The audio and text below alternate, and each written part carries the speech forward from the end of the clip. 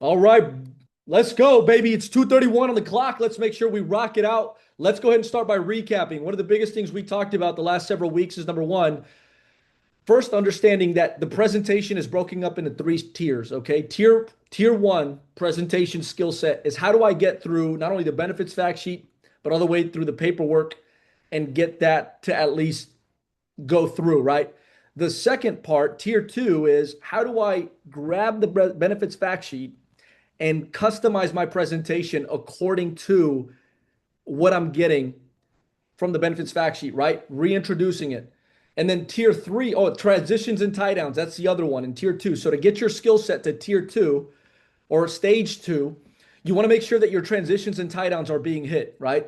Are you going in and covering every transition and tie down? And if I'm not mistaken, there's about 7 transitions and 6 tie downs throughout the entire presentation, right? Think about it. If I can get them to say yes 6 to 7 times throughout the presentation, the likelihood of them getting to say yes at the end is going to be a lot higher because what we talked about was the law of consistency, right? People start to align their behaviors based on their previous commitments, right? What did they agree to throughout it, right? Knowing that it's a great benefit. A tier 3 or a stage 3 presentation is where you not only know how to be able to get through the presentation, you bring back the benefits fact sheet to identify the gaps and be able to make it make sense on where we can address those gaps. And then, of course, are you getting to a stage 3, which is how to handle objections throughout the presentation? That's going to be big. And so, starting out, let's talk about a couple of things here. Number one, why do we want to handle objections throughout? And I wanted to give you guys some statistics that have been proven throughout the industry and in even other sales organizations that by handling objections throughout your presentation, you have up to 20 to 40% higher closing rates because agents who proactively address objections throughout the presentation versus only handling them at the end consistently outperform their peers. All right. The other thing you want to keep in mind and take a note of is people who handle objections, presentations that have objections handled throughout the presentation have approximately 30% shorter closing cycles. Okay. Objections handled early reduce the back and forth, the indecision, and the follow-up friction, right? The other thing too is that buyers are 2 times more likely to decide on the first call. Think about it. There's people on this call that have walk-in presentations, right? You walk in on the first time, presentations are given. The best way to create a maximized opportunity is to handle objections throughout the presentation because concerns are being neutralized in real time. The hesitation is going to drop significantly because those are being addressed versus handling them on the back end. Here's some other statistics. 67% of buyers say that trust is the number one factor in decisions made of, in the purchasing decisions. This is, of course, I included the source there so you guys can all take a look. Again, I do some deep diving. I take a look at bringing you all the most up-to-date statistics on why what we're discussing makes big differences. And so here's a couple of things to keep in perspective. Addressing objections early signals transparency, right? Knowing that there's been clients in the past that have said they wanted to pull their employees or that they wanted to think about it, or what are the other objections that we deal with it, right? My employees can't afford it, right? What are these things? It also lets them know that you're competent, right? Knowing that you've been in the business for quite some time, it shows that level of competence. And then certainty. Now, whenever you're going through the objection handling and proving to them that you're transparent and competent and have certainty in what you're presenting on, you're perceived as honest by an increased 30 to 50% when you mention objections before the prospect does. All right? That's super important to understand. Okay, because here's the hidden objection reality. 70% of objections are unspoken. If you wait until the end, you're going to be missing most of them. So you've got to make sure that you're understanding that these objections are what they're already thinking. Let me go ahead and knock them out as I go through the presentation. And then something else to also keep in perspective is that 50% of deals lost are due to unresolved concerns. It's not about the price. We clearly know that what we offer is at no cost to the benefit or to the business owner.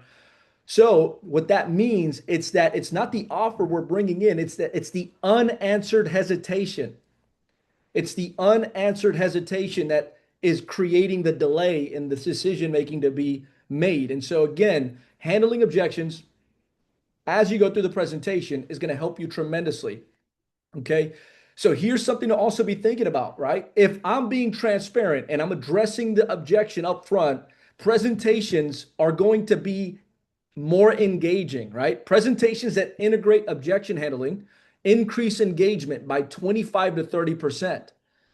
The other thing too is that it improves the information retention by approximately 40%. Why? Because you're speaking directly to what the prospect is already thinking. Think about that for a moment, right? Everything we do is psychology.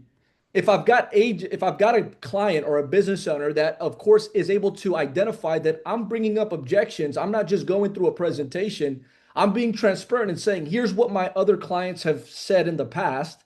Let me show you how we're able to address those concerns up front because we have nothing to hide. So by speaking directly to what the prospect is already thinking, you're automatically going to get more engagement because you're already perceived as trustworthy, but also you're going to see them retaining the information by 40% or greater. Again, think about that. So a couple of things I want to point out to you is when you're going into the level of development, when you're developing your abilities in handling the objections throughout the presentation, you've got to structure it out in a certain way because we don't currently have any scripting to give you a transition into it, right? So you want to be able to come up with a structure in these very similar, in these similar examples, right? So some people might be wondering, Mr. DM, right? Or John, you might be thinking XYZ, right? Now, John, at first glance, this can seem like A, B, and C, right? It's now, John, at first glance, this can seem like it's going to take a little bit of time to meet and pull or to meet with your employees directly.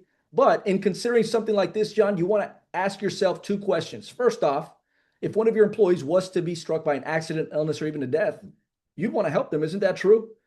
Secondly, if you think about it, a few minutes with each employee once a year wouldn't affect your business in a negative way, right? So utilizing these types of ways of transitioning into the present or into the objection before you get into a particular slide, you're going to get a lot more how do I say it? More of an organic and natural way of delivering the objection or the rebuttal before it even arises. So again, having that transition into handling the objection is going to be something I want to have you focusing in on. Okay? Because here's the fact. If you're waiting until the end to handle objections, you're being reactive. You're negotiating at that point and you're chasing clarity. Right? You're having to chase that clarity at the end. What else can it be? I don't know. But if you're handling objections throughout, you're leading the conversation. You're controlling the perception that the employer has in this particular presentation. And lastly, and my most favorite, is that you're accelerating the decision making because of how clear you are with handling those objections. So giving you an example of one here in particular is going to be, I want to pull my employees. Okay. This one's an objection we get quite a bit, but there's a couple of slides you can actually use this on.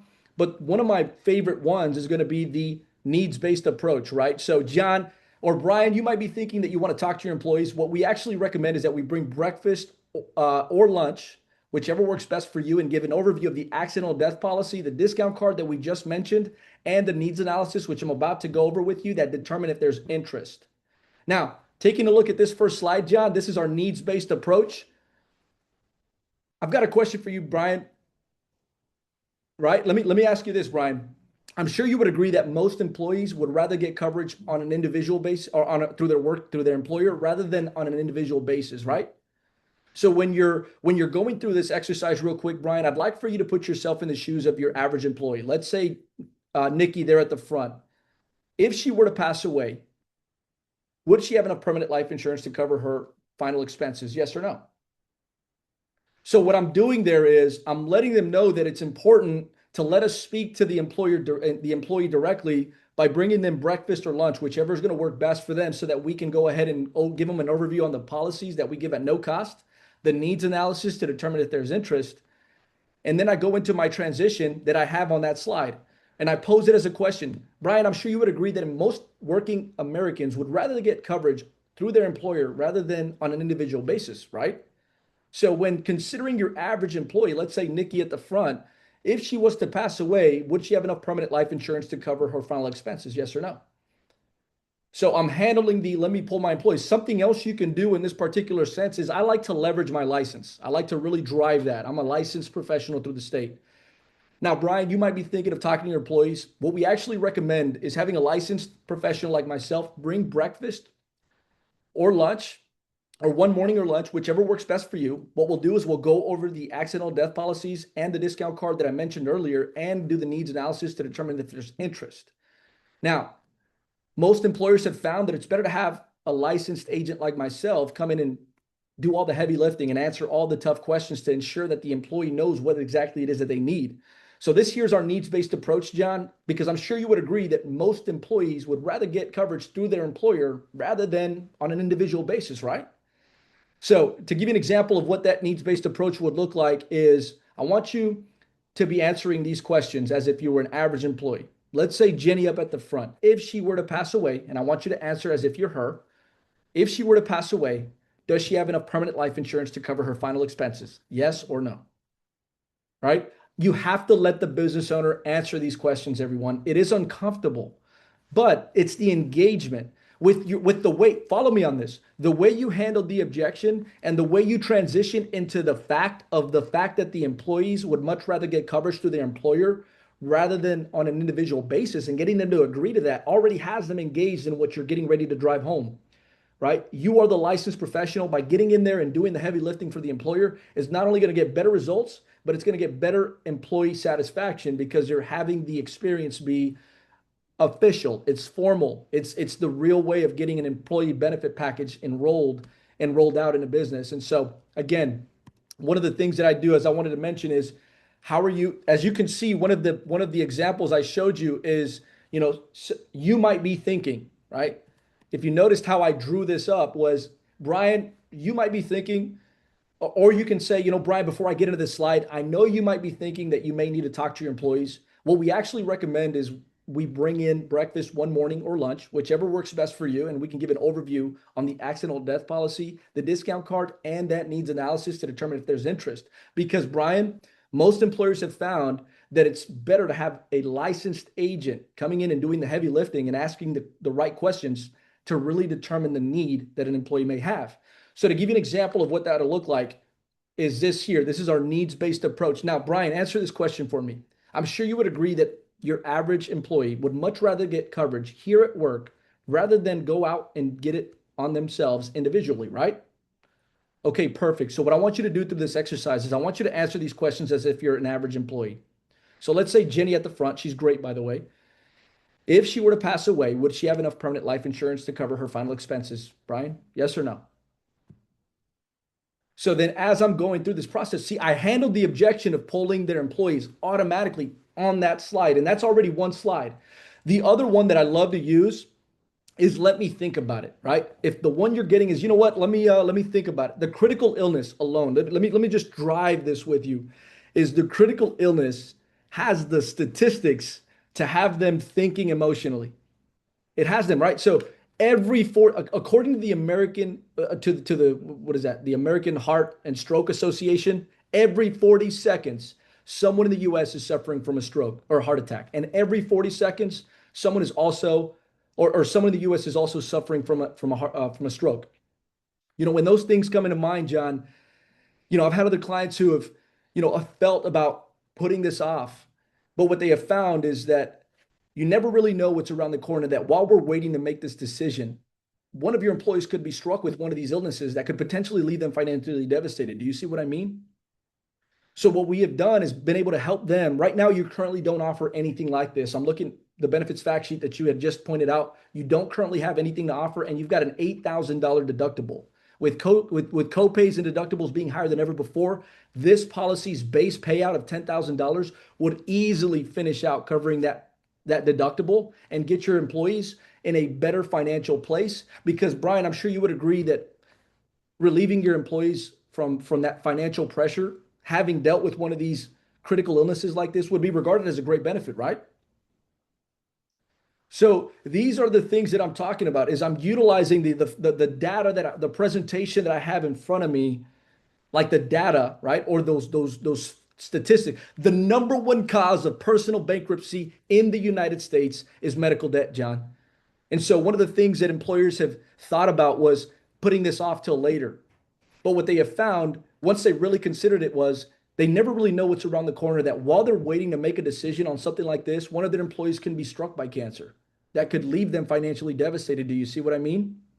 So something to also take into account is that 1 in 3 families will be affected by cancer sometime in their lifetime, if not during a lot of them during their working years. Wouldn't you agree?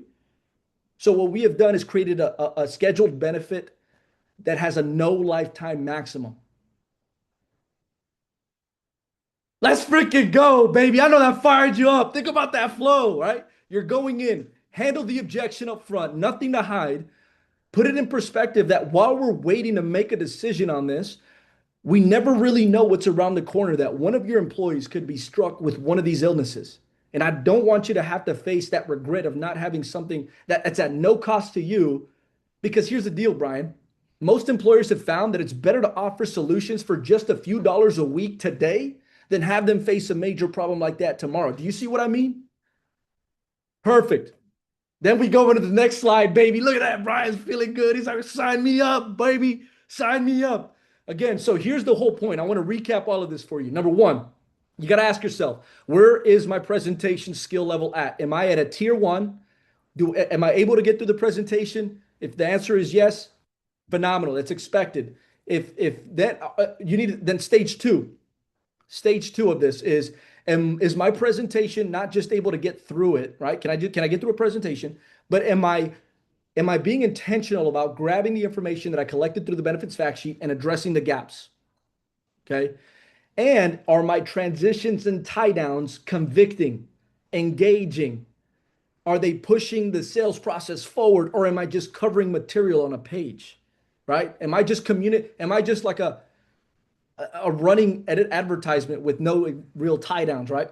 And then stage three, tier three, is where you start to handle objections throughout your presentation. Can you not only get through your presentation? Are you ensuring to transition and tie down like a beast? Are you ensuring that you're grabbing the benefits fact sheet and addressing them directly on where they need to enhance their benefit package? And can you handle objections during specific slides that you think you may come across, right? That's why we always talk about when you're going into a presentation, you've got to have the preparation and asking yourself, what is going to be the objection that I think may come about with this particular industry, right? If we know it's a manufacturing company, I know they've got assembly lines. They don't want to take everybody out of production. So that's going to be an objection I clearly may run into. So where in the presentation can I handle it? And then when I figure that out, I'm going to role play it a few times with somebody in leadership, and I'm going to get my skill set to a point where I can close every single week. This is the level of intention that is going to take you from making 60,000 a year to making 120, 160,000 a year. It's that simple. So again, team, to the untrained eye, what we're talking about may not make sense, but I'm telling you from 12 years of experience, these are the things that will elevate your financial freedom exponentially. We've just got to make sure that we're doubling down. Get with your leadership. If you need some role play times one-on-one, get with your leadership team. Call me up. I'll get you on a call. We'll get to role play back and forth, and I'll help you in every way that I can. I know Brian's up for it too. You just got to get with Nikki. Anyway, well, guys, look, listen. So next week, we've got some great opportunity for you to be implementing. Here's my challenge to you. In the next couple of days, I know every one of you have some appointments. Figure out what objections you're going to run into, or you may run into, and then start to figure out what slides can I handle this objection with that I might run into. Because again, I'm just going to recap this because I think it was freaking money. Real quick, right? So where is it at? Right here, right? Presentations that integrate objection handling increase engagement by 25 to 30% because you're speaking directly to what the prospect is already thinking. And the other part too is that 70% of the objections are unspoken. So even though they may be thinking about it, they're not going to give it to you. So just assume that it's there, handle it directly, and watch what starts happening at the end of every presentation. With all that being said, team, I know we're 21 minutes in. I'm excited to see what this turns out for you next week. What we've got going on, Brian, if you wouldn't mind jumping on, I know we've got another role playing session going on next week just for them to be able to run into this. I Yeah, think I'm you on. announced it on Friday. Yeah, I'm on. Can you hear me? So, yeah, yeah, role play, guys. Look, get in there, make it as real as you can. Bump some elbows. Be a little abrupt with each other. Don't make it too. Again, it's a low pressure environment, 100%. But that's why I love role play. Low pressure.